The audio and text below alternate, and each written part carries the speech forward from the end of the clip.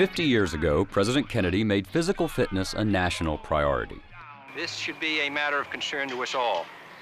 A country is as strong, really, as its citizens. Kennedy framed the issue in Cold War terms. We had to get fit in order to compete with the communists.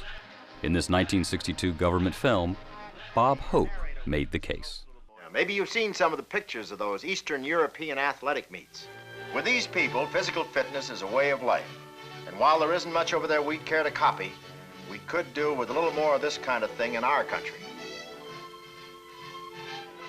Exercise became the order of the day, especially in schools. Getting used to the new physical fitness program in our school wasn't easy. But once we got onto it, it was fun.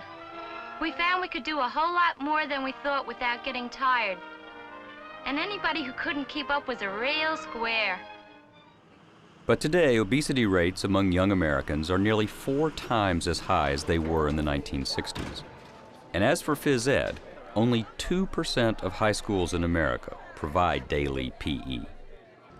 But we found a high school in Illinois that's taking Kennedy's mandate to a new level. At Naperville Central, a public high school of nearly 3,000 students, educators believe exercise will not only get kids fit, but will improve learning and academic performance. And they're putting that idea into practice for a group of students who struggle in reading and in math.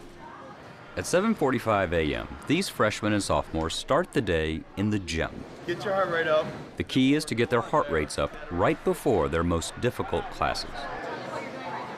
Right now, I'm riding the bike to get at least 20 minutes in the zone. The whole goal was to get them at 145 to 185 beats per minute for their heart rate.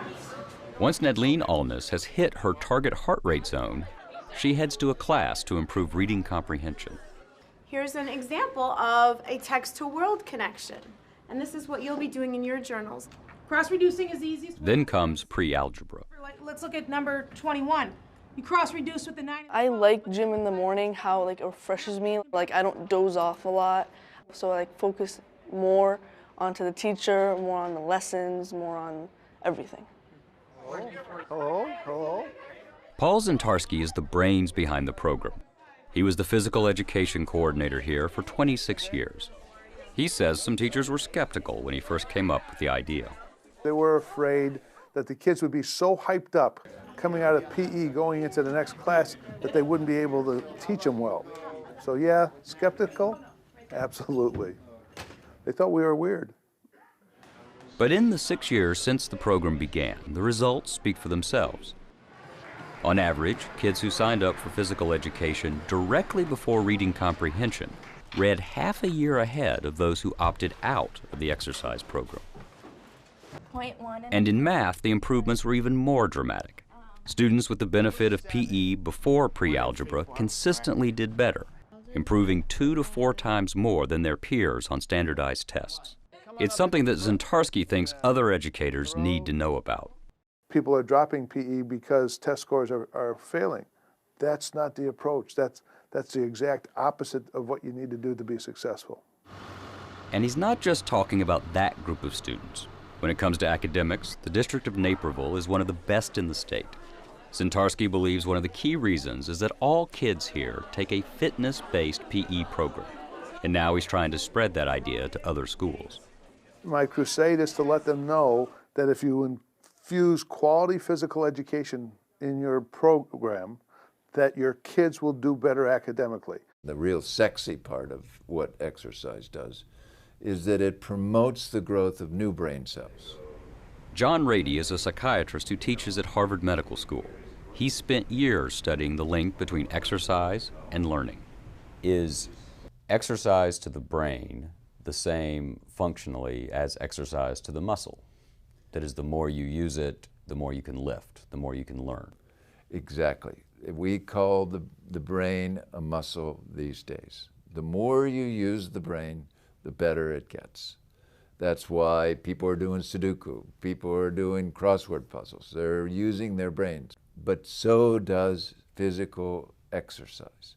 It challenges our brain. And just like when we challenge our muscles, they grow, so too does our brain. Rady tells us the science goes like this. When you exercise, the first thing that happens is neurotransmitters are released into the brain, keeping us awake and alert. Then, after a few minutes, exercise stimulates our nerve cells to grow and connect, creating the perfect environment for learning. I called it miracle grow for the brain, which means that it's brain fertilizer. So it helps our brain cells stay young and perky, and it also helps our brain cells do what they're supposed to do when we learn, which is to grow. I say it's not voodoo, it's really based on science. Paul Zentarski is using this information to get parents and educators excited about following the Naperville model. This is what I present to parents when I'm trying to convince them about the program. If you would have ever told me that I would have gone into the neuroscience of the brain, no way. And there's emerging research supporting the contention that exercise and learning are connected. At the University of Illinois in 2009, scientists found that 20 minutes of walking before a test raised children's test scores. And in a study of more than 2.4 million Texas students in 2010, kids with higher physical fitness levels were better behaved and had better test scores.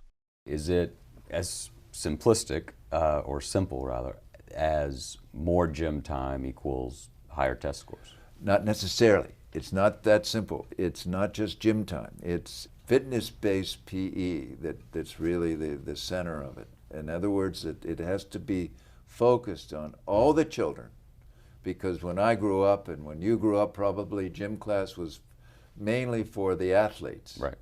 And those that didn't want to participate were set off on the side, or if you chose up teams, you didn't play. If you weren't that good, it was a whole different animal to have every child participating.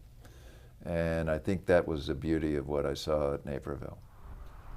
At Naperville Central, an admittedly prosperous suburban school, gym here resembles a health club.